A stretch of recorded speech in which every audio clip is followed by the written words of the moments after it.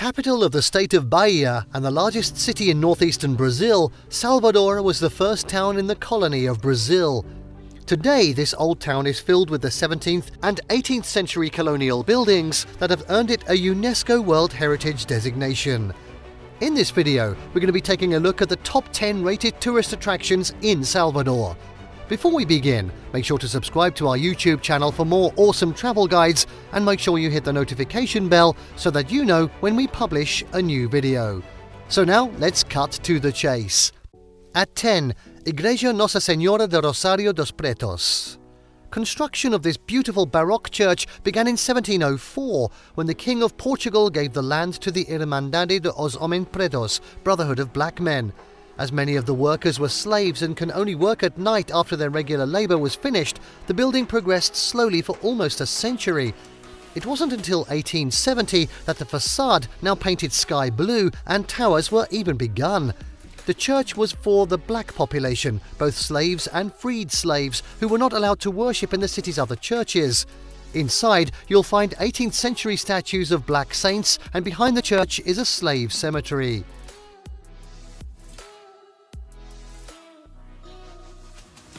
Next up at 9, Mercado, Modela and Cidade, Baixa.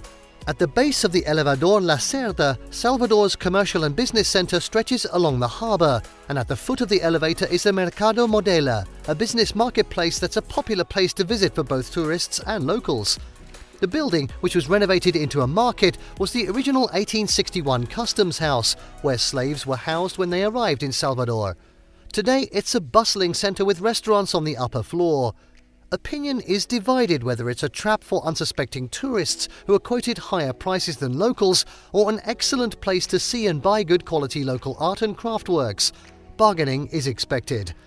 Also near the elevator is the imposing Baroque church of Nossa Senhora de Conceição de Praia, built between 1739 and 1765 of Pedra de Lios, a marble-like stone brought from Portugal as ballast in the sailing ships that transported Brazilian products back to Europe.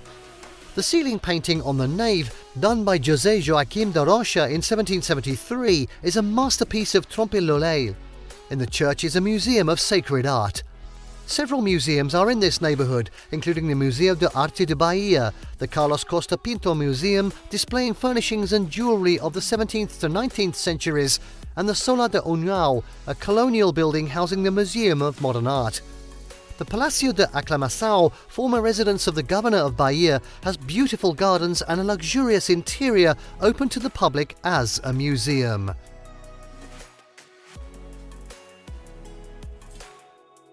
At 8, it's the beaches. Salvador sits on a peninsula that separates the large natural harbour of Baía de Todos Santos from the Atlantic Ocean. Both the bay and ocean coasts are lined by white sand beaches where locals go to hang out, picnic, surf and swim. The beaches on the bayside are protected and good for swimming, while those on the open ocean provide plenty of waves for surfers. Closest to the city centre is Porto de Barra, the site of Bahia's first European settlement and a popular hangout for locals, and Praia de Farol da Barra, which has rocky pools near the lighthouse and good surf conditions at the far end. In a lively neighbourhood with lots of restaurants near the beach, Praia do Rio Vermelho is popular. South of the city are 3 coastal islands, of which Tinhare and Boipepa have long palm-lined beaches sheltered from the Atlantic surf. Praia de Farol de Itapoa, near the beautiful Abate Lagoon, has huge dunes and wide protected beaches of white sand. As anywhere, it is advisable to leave nothing of value unattended on the beach.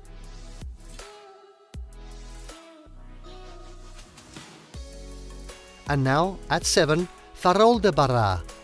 About 5 kilometers from the city centre, overlooking one of Salvador's best beaches, the lighthouse of Farol da Barra is a historic landmark, but also one of the favourite places to visit for locals because there are so many things to do here. Not only can you climb to the top for views of the city and All Saints Bay, but there are places to eat, beach umbrellas and lounges for rent, and a fort with the Nautical Museum of Bahia. The museum is filled with nautical instruments, shipwreck salvage, maps and model ships. The fort itself is Brazil's oldest military building, dating from 1534. Farol da Barra is a favourite place to go to watch the sunset. And next up at 6, Igreja de Senhor de Bonfim. One of Bahia's most popular churches is the Igreja de Senhor de Bonfim, built 1745 to 54. The church's ex-voto room contains thousands of votive offerings giving thanks to Senhor de Bonfim for miracles performed. It's also the scene of a colourful festival. In late January, an enormous procession of people make their way from Nossa Senhora de Conceição de Praia to the church to the Senhor de Bonfim, where they wash the steps leading up to the entrance. On the Monday following this washing, the Festa de Bonfim is celebrated with typical local food and drink, samba de roda dances and performances of capoeira, a uniquely Brazilian martial art that combines acrobatics and dance.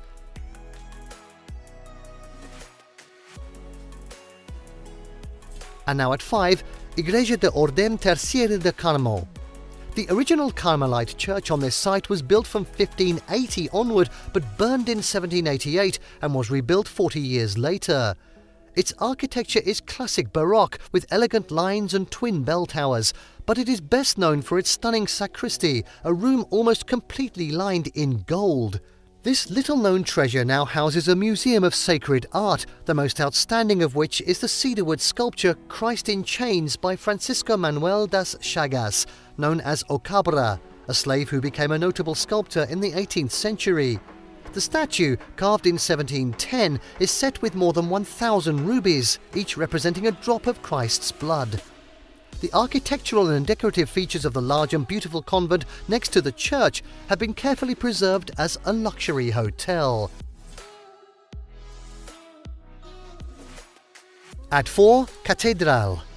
On the Terreiro de Jesus, adjoining Praça da Sé, is the Cathedral, originally the church of the former Jesuit college, which was built between 1604 and 1656. The facade was faced with stone brought as ballast from Portugal, and the interior was decorated in Baroque style in the 18th century. The side chapels off the nave are especially interesting for the variety of art in the altarpieces, which date from the late 16th century through the mid-18th century. The sacristy is richly furnished and decorated in the Baroque style with 17th century azulejos, Portuguese pictorial tiles, and painted ceiling panels. At one time, the Jesuit seminary was the largest of its kind outside Rome, and it's interesting to tour for its cloisters and quarters. Also on the Terreiro de Jesus are the 1709 church of São Pedro dos Clerijos and São Domingos de Gusmão, a 1731 Dominican church with a Rococo facade.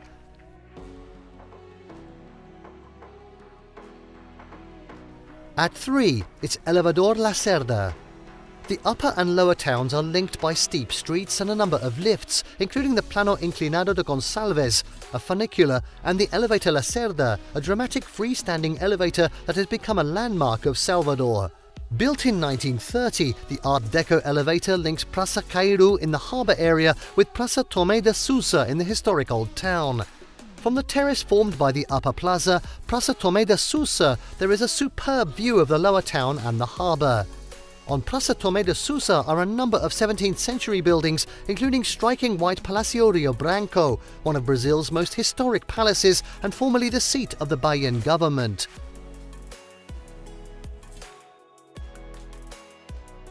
And now at number 2, São Francisco. In a city known for its strikingly ornate churches, São Francisco stands out as the most highly decorated, its interior awash in gold-covered wood carving. The gilding of the high altar is so ornate that it took 2 years to complete. The church mingles Mannerist and Baroque styles and was built between 1708 and 1750. The ceiling is painted in scenes and themes associated with the Virgin Mary, and the choir combines elaborate wood carving with azulejo tiled pictures. The walls of the adjoining square cloister are also faced with superb Portuguese azulejo pictures. Directly next to the friary church is the impressive carved facade of the Igreja de Terceira Ordem de São Francisco, Church of the Franciscan Third Order. Statues of saints and angels and other sculptural decoration covering the face of the church, along with the sumptuous decoration of the interior, outdoes the Portuguese and Italian Baroque, resembling the Spanish churrigueresque style so popular in colonial Mexico.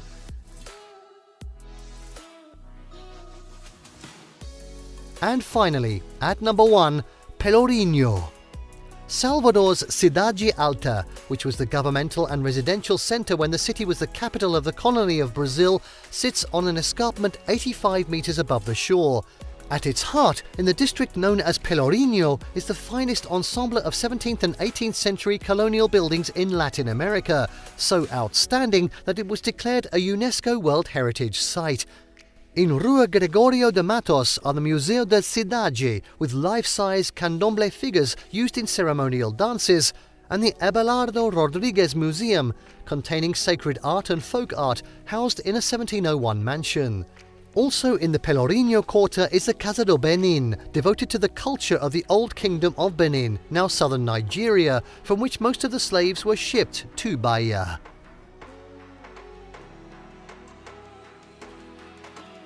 And there you have the top 10 rated tourist attractions in Salvador. Did you like what you saw? Let us know in the comments down below. Share this video with your friends and don't forget to subscribe to our channel for more fantastic travel guides. See you next time.